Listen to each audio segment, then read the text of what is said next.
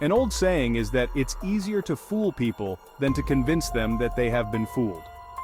This quote is often attributed to Mark Twain. However, despite this being something that would fit with his personality and beliefs, there is no evidence he actually said it. On the other hand, in 1647, Baltasar Gracian once wrote, translated into English from his native Spanish, "Every fool is thoroughly persuaded that he is in the right, and everyone who is all too firmly persuaded is a fool, and the more erroneous is his judgment, the greater is the tenacity with which he holds it." Basically, once we humans decide something is true, it takes a mighty force to move us off that position. We become ego-invested in our beliefs. If we are proven wrong, what does that say about us after all? For most of us, our thoughts and emotions make up who we think we are. So what then about the United States, the Western world, and the world in general? Most Americans have been told their whole life that the US is a democracy, a republic, and land of the free. As Lee Greenwood told us, we're proud to be an American, where at least I know I'm free. We are free. We've been told that our whole lives. Which begs the question, what does it mean to be free?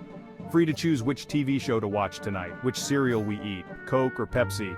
For most Americans, we fall back on the First Amendment to the Constitution, which guarantees 5 freedoms: religion, speech, press, assembly, and to petition the government. Here's a thought experiment.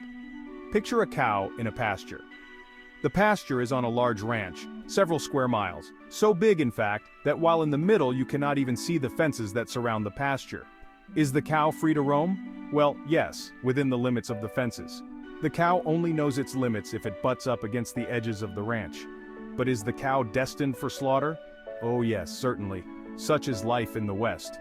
We act like we're free, but sometimes we wander onto the fences. The most stark example of this is the COVID-19 pandemic. During this time in much of the West, rules were enforced like, you must stand 6 feet apart, you must wear a mask in public, and you could go on the dry sand and stay off the wet sand. Restaurants, churches, and small businesses were forced to close, some at the point of government guns. We were told when we could reopen, what activities we could participate in, and where we were allowed to roam. In what universe is this not totalitarian? Of course it is. But you might say, there was a deadly virus. Really? Mountains of data demonstrated that the virus was no worse than the flu for those under 60 and not suffering from other conditions like obesity. In fact, overall mortality for the COVID years barely ticked upwards at all, and no, it was not due to the stringent efforts to lock people up. I mean down. Even if COVID was deadlier, does the government have the right to act as it did? Freedom of worship was squashed. The press was unanimously presenting the narrative. If you didn't, you were deplatformed. Doctors were not allowed to present alternative treatments for fear of losing their licenses. You couldn't even have Thanksgiving with your family in many places, much less assemble with more than 2 people. The only protests that were allowed were BLM riots following the George Floyd debacle. So, there you go, all 5 First Amendment freedoms were curtailed or eliminated in the threat of the deadly virus. If these things can be abandoned during emergencies, you will find yourself in a constant state of emergency. In Orwell's 1984, Oceania had always been at war with East Asia. Always. War powers allowed Big Brother total control. Carry this logic out further, and you can see where it leads.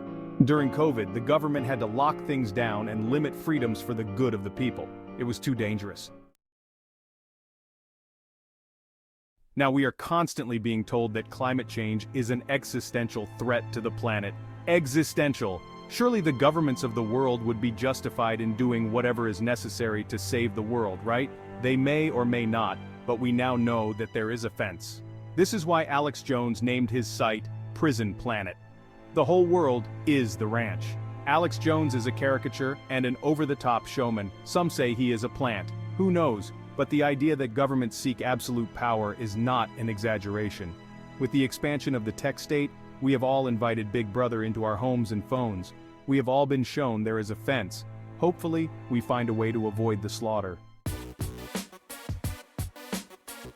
If you like this video, please hit like and subscribe for more videos added weekly. To be notified when a new video is available, don't forget to hit the bell icon as well.